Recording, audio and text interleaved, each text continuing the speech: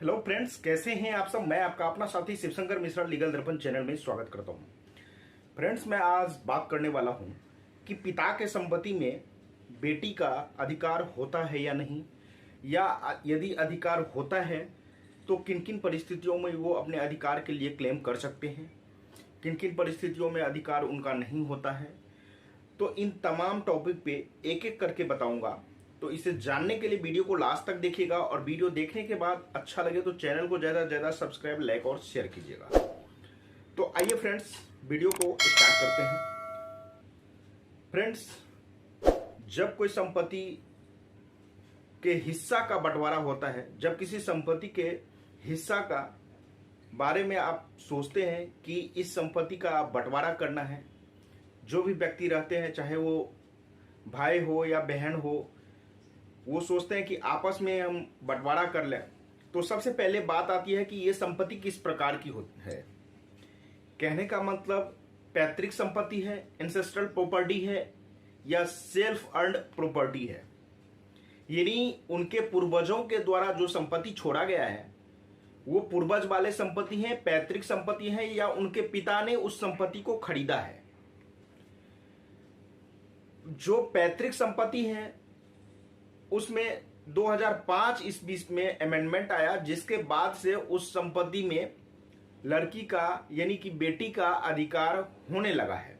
लेकिन 2005 से पहले उनको अधिकार तो मिलता था, लेकिन को पार्टनर के रूप में उसे नहीं माना जाता था, जो कि 4 पीढ़ियों को मिला के देखा जाता है।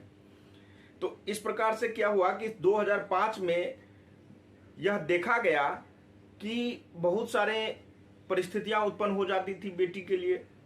तो इस स्थिति को देखते हुए 2005 में अमेंडमेंट लाया गया, और अमेंडमेंट लाने के बाद अब बेटी को भी उनके पिता के संपत्ति में हिस्सा देने का कानून बन गया। तो 2005 से पिता के संपत्ति में बेटी का भी हिस्सा होता है, लेकिन वह संपत्ति जो है एंसेस्ट्रल यानी पैतृक संपत्ति होना चाहिए,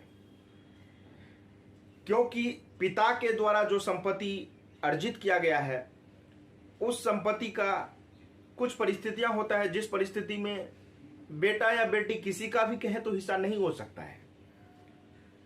पहली स्थिति यह होता है कि यदि पिता ने कोई वसीयत बनाया हो और वह बेटा के नाम से बनाया हो या बेटी के नाम से बनाया हो, या वह अपने बेटा और बेटी के नाम से ना बनाकर किसी थर्ड पर्सन के नाम से भी वसीयत बना दिया हो, तो पिता द्वारा जो खुद अर्जित संपत्ति है, पैतृक संपत्ति की मैं बात नहीं कर रहा हूं, यहाँ पे पिता के द्वारा जो संपत्ति अर्जन किया गया है उस संपत्ति का बात किया गया कि उस पे सिर्फ पिता का ही अधिकार होता है, क्योंकि उसने खुद की कमाई से वह संपत्ति अर्जित किया है।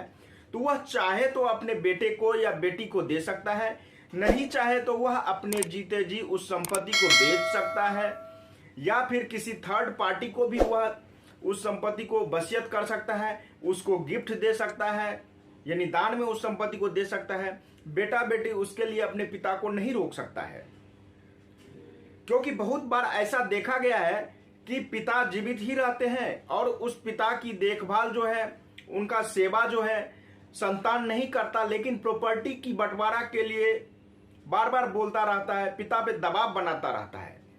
तो मैं उन सभी व्यक्तियों को कहना चाहता हूं कि यदि पिता के संपत्ति में आप हिस्सा चाहते हैं तो पिता को उसके लिए आपको मनाना पड़ेगा, क्योंकि उनके द्वारा जो खुद की अर्जित संपत्ति है वह चाहे तो आप यदि उनके संतान है तो वो आपको दे भी सकते हैं, और यदि वह नहीं चाहे तो उस संपत्ति को वो किसी तीसरे व्यक्ति को भी दान कर सकते हैं, उनके नाम से वसीयत बना सकते हैं।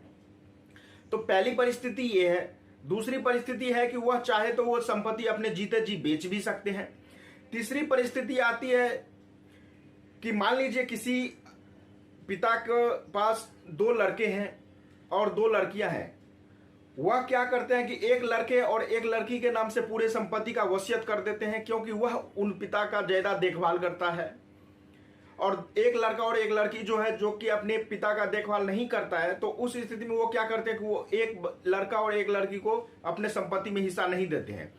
वह संपत्ति का हिस्सा जो है अपने एक बेटा और एक बेटी के नाम से वसीयत कर दिया। तो उस स्थिति में यदि जिस व्यक्ति के नाम से, मतलब जिस लड़के और लड़की के नाम से उस संपत्ति में हिस्सा नहीं दिया गया, वसीयत नहीं बनाया गया है, वह कितना भी जोर लगा ले उस संपत्ति में उसका हिस्सा नहीं हो सकता, क्योंकि उनके पिता के द्वारा वह खुद अर्जित किया गया संपत्ति है, उनके पिता के खुद की कमाई से लिया गया संपत्ति है। इस प्रकार से उस संपत्ति पर उसके पिता का पूरा अधिकार है।